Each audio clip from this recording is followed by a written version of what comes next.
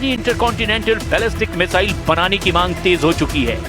Tehran से आ रही खुफिया रिपोर्ट के मुताबिक ईरान के भीतर इस युद्ध के बीच परमाणु और लंबी दूरी की मिसाइल क्षमता बढ़ाने का दबाव बढ़ गया है।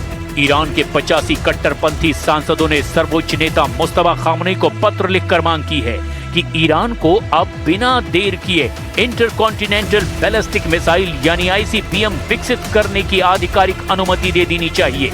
इन ईरानी सांसदों का साफ कहना है, अब वक्त आ गया है, हम अमेरिका के चुनिंदा शहरों पर ICBM यानी इंटरकॉन्टिनेंटल बैलिस्टिक मिसाइल से हमला करें। अब सवाल उठता है, अगर ईरान ICBM बनाता है तो ईरान कहां हमला अमेरिका पर कर सकता है? इसका जवाब है अमेरिका की राजधानी वॉशिंगटन DC, जिसकी ईरान की राजधानी तेहरान से हवाई दूरी लगभग 10,175 किलोमीटर है। वहीं न्यूयॉर्क से तेहरान की हवाई दूरी लगभग 9,850 किलोमीटर है, जबकि ट्रंप का सबसे चहेता शहर फ्लोरिडा तेहरान की हवाई दूरी से लगभग 11,490 किलोमीटर दूर है। साल 2019 में ट्रंप ने अपने मूल गृह राज्य न्यूयॉर्क को छोड़कर कानूनी रूप से फ्लोरिडा को अपना स्थायी निवास बना लिया था। फ्लोरिडा को ईरान अपना सबसे प्राइम टारगेट मानता है।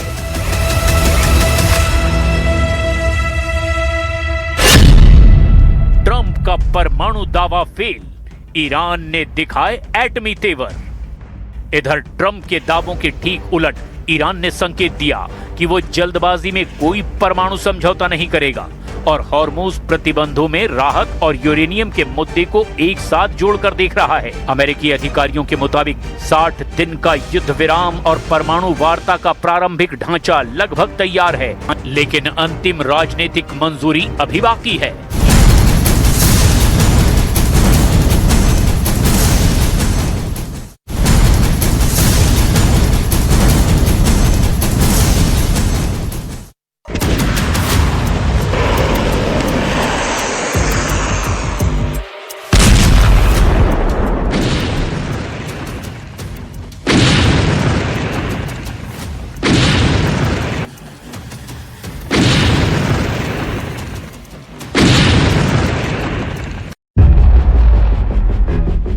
अमेरिका के साथ साथ अरब युद्ध, कुवैत से बहरीन तक ईरानी हमले।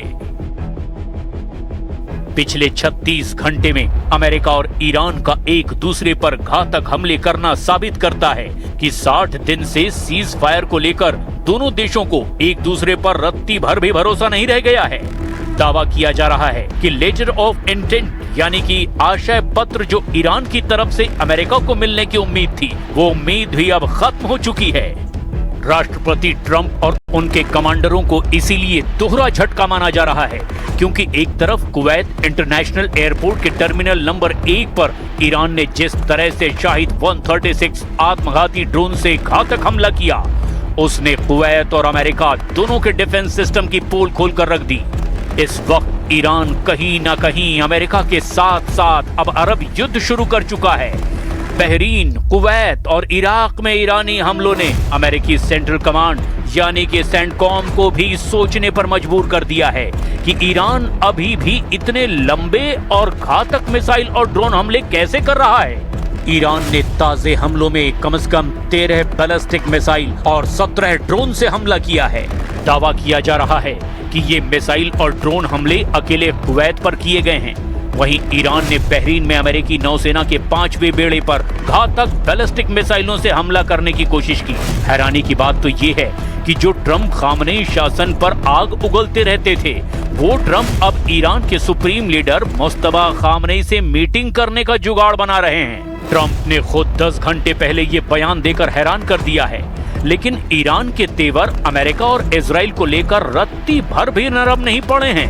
ईरान के 85 सांसदों ने तो दो टूक कहा है, हम अब ICBM यानी इंटरकॉन्टिनेंटल बैलिस्टिक मिसाइलों को बनाने के बाद पहला हमला अमेरिका पर करेंगे।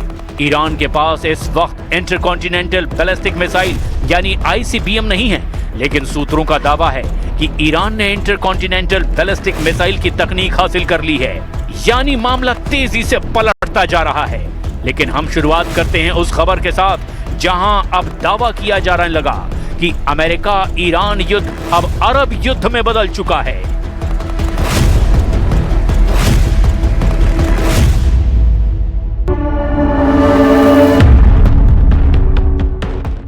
ईरान का अरब युद्ध, डबल मोर्चे पर घिरा अमेरिका।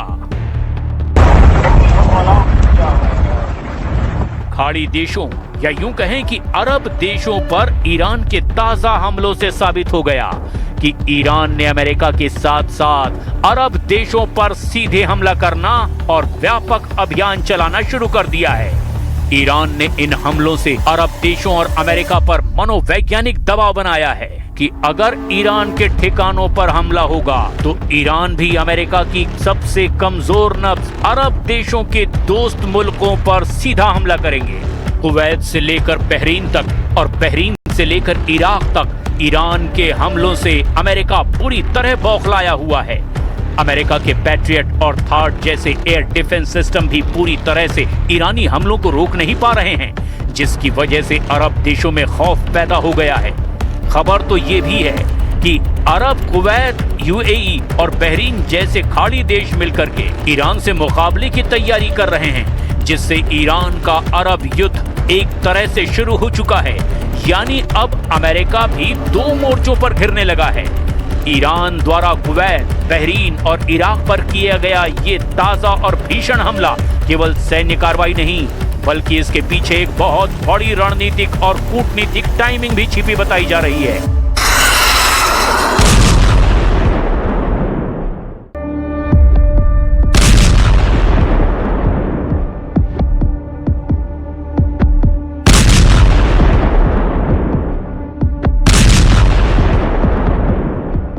ईरान ने कुवैत और बहरीन जैसे खाड़ी देशों को निशाना बनाकर अमेरिका को सीधे युद्ध में घसीटने की बजाय उसके दोस्तों को चोट पहुंचाई है।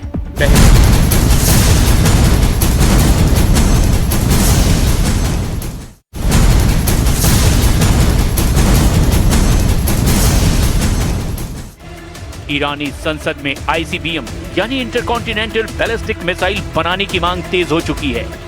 तेहरान से आ रही खुफिया रिपोर्ट के मुताबिक ईरान के भीतर इस युद्ध के बीच परमाणु और लंबी दूरी की मिसाइल क्षमता बढ़ाने का दबाव बढ़ गया है।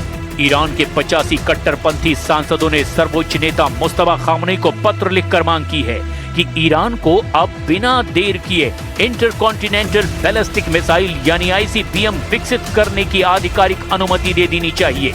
इन ईरानी सांसदों का साफ कहना है, अब वक्त आ गया है, हम अमेरिका के चुनिंदा शहरों पर आईसीबीएम यानी इंटरकॉन्टिनेंटल बैलिस्टिक मिसाइल से हमला करें। अब सवाल उठता है, अगर ईरान आईसीबीएम बनाता है तो ईरान कहां-कहां हमला अमेरिका पर कर सकता है? इसका जवाब है अमेरिका की राजधानी वॉशिंगटन डीसी, जिसकी ईरान की राजधानी तेहरान से हवाई दूरी लगभग 10,175 किलोमीटर है। वहीं न्यूयॉर्क से तेहरान की हवाई दूरी लगभग 9,850 किलोमीटर है, जबकि ट्रंप का सबसे चहेता शहर फ्लोरिडा तेहरान की हवाई दूरी से लगभग 11,490 किलोमीटर दूर है।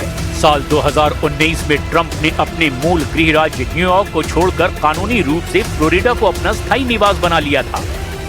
फ्लोरिडा को ईरान अपना सबसे प्राइम टारगेट मानता है।